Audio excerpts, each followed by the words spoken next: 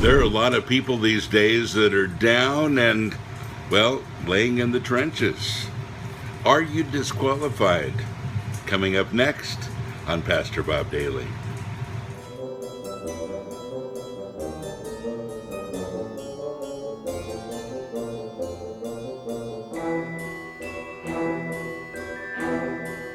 You know, we all make mistakes. We all do things that we really regret. I've got so many of those.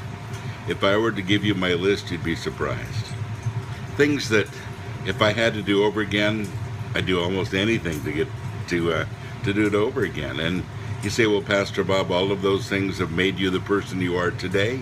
And I guess that's true. But I sure would love to erase those memories.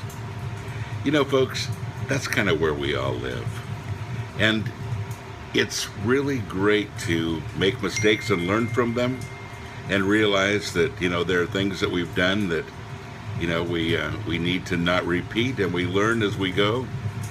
But, you know, a lot of times we end up feeling disqualified because of them.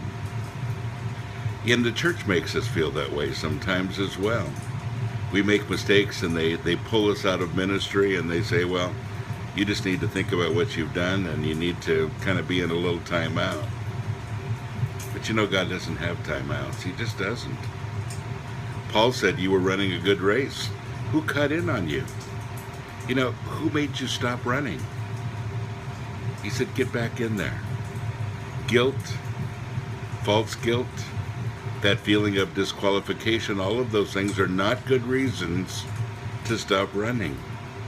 And so I want to speak to those of you today who are laying down in the trenches.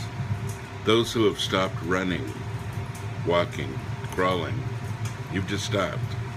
You feel disqualified. You feel that the things that you've done are too great, or the odds are against you, or too many people feel like, you know, you shouldn't be able to do things again. You know, some of the greatest testimonies are testimonies like Paul. Because when Paul was Saul in the Bible, he was actually killing Christians. How about you?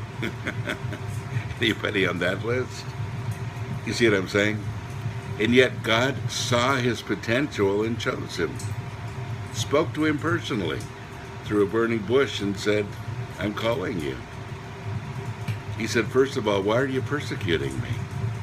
And then he said, now that I have your attention, he said, I want you to go and get healing for your eyes, because he was blind at that point. And then I will tell you what you're going to do from there. And he had a whole ministry for him, and he ended up writing most of the New Testament. Pretty good deal, isn't it?